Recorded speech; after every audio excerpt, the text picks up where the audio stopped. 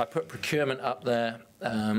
Procurement is something we often talk about, certainly in my world, because we might want services that unless they are available through existing gateways, OGC, or people are preferred suppliers and can supply them, again, we're into very long time scales to procure services, 9 months or more perhaps, and it can become difficult when you want to move quickly. Bureaucracy, well, we all know about bureaucracy, and I think the police are probably famous for it. You know, if we want to do anything, we have to create a form for that usually. We have to write about it, and of course what we do is we end up very quickly with a bureaucratic process. I've been a police officer for 29 years, and I've experienced all that within the normal context of policing, and I was really determined when I created my own unit to try and avoid getting into that trap, and it is really difficult. We've got a vehicle that we use for things. I find that we've created forms, so if anybody wants to use the vehicle, they have to fill in a form and they have to submit it and so on. And we see it's just a natural thing we seem to like to do is create bureaucracy, because it helps us organise things better, I suppose. But of course with that comes a lot of dead time as you work your way through the bureaucracy. And key to that is trying to retain this agile approach.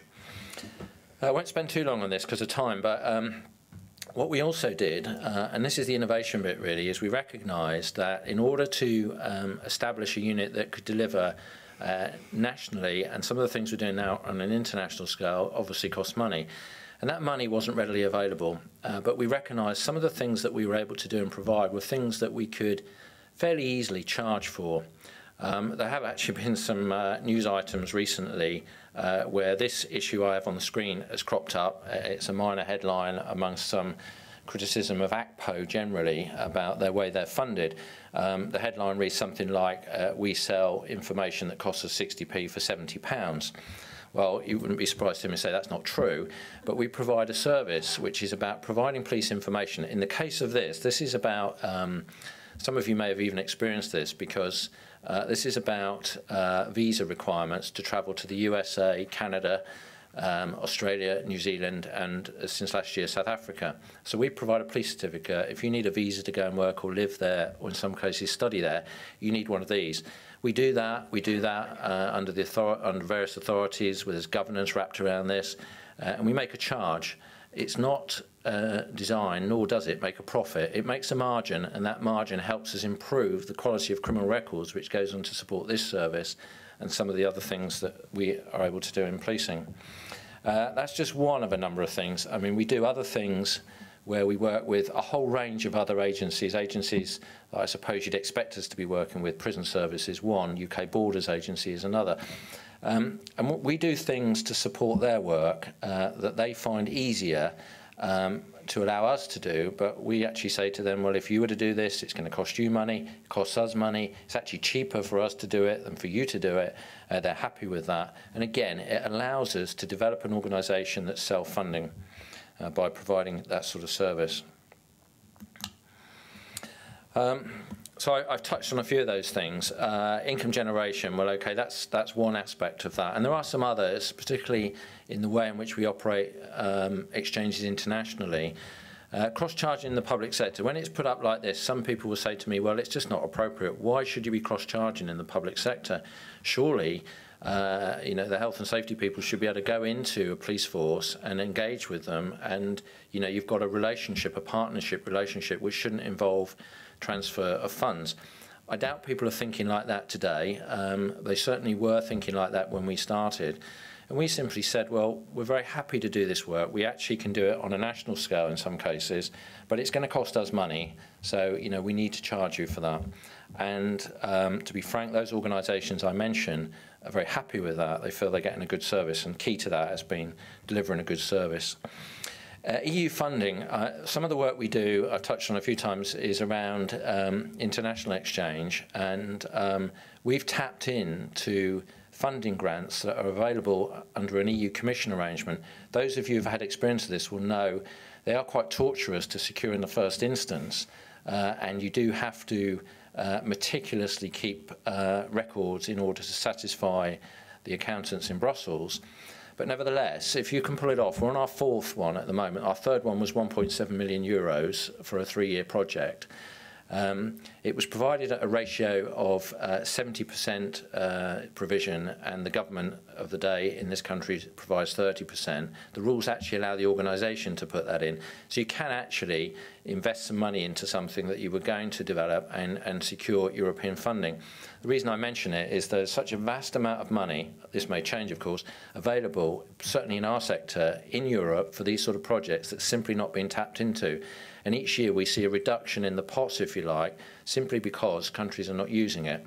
I expected some of the newer members of the EU, countries like Romania and Bulgaria, to be tapping into this. In fact, they're not. And I was quite surprised that what would be seen as a wealthy country like the UK has been able to tap into that. I put their business before IT. What we often wrestle with in our world is trying to agree, if you like, and establish a business process which then has an IT requirement, rather than the other way around. And I'm sure many of you here, there may be IT people here who would have a view on this, but will be aware of IT-driven approaches to things, which can be hugely expensive. And to illustrate that, one of the things that we've managed to put in place, we're really proud of this. We had to we had to make representations and business cases to be given the authority to become a central exchange unit. So we are actually the UK's central authority for the exchange of criminal convictions across Europe, and indeed fingerprints.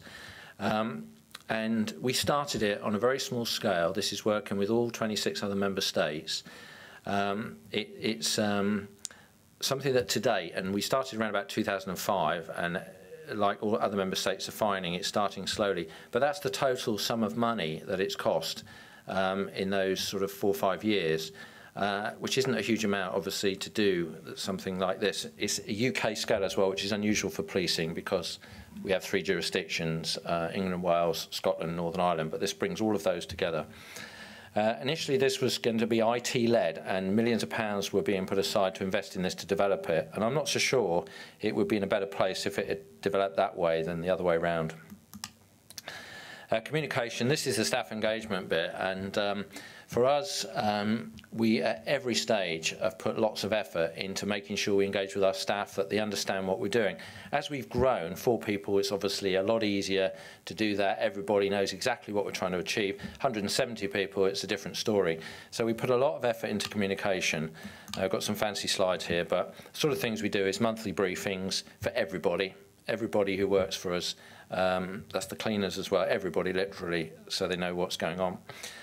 We also run a series of consultation exercises, so smaller groups, as you know. Large groups tend not to be very talkative, don't get many questions from 170 people, but put them together in small groups. None of this is rocket science, I'm sure many of you do it, but it's just the way we've approached it. We get lots of good feedback. Policing is very hierarchical. You don't get a flat structure. Of course, with that comes the communication problems that we all know about. What this tries to do is to cut through that.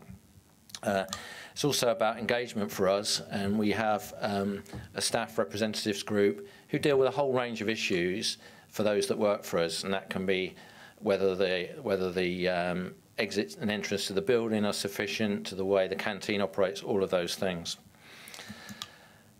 So really what we've done there is we've developed our own culture. We've had a high focus on delivery. We try and energise people. I might be able to talk a bit more about that in questions if there are any. We've done some interesting things to try and energise people. Another thing we do is we bring in motivational speakers. In the evening, every month, we have a series of talks. These are not professional talks. In some cases, and I've just got a few examples up there, we had an entomologist. Well, that is sort of professional. That's about the study of insects in dead bodies. Fascinating subject. And Andrew Hart is one of the country's leading people on that. Sally Kettle came to talk to us about how she rowed not only once but twice across the Atlantic, on one occasion with her mum in a rowing boat. A fantastic story, and a lot of our people really enjoyed that.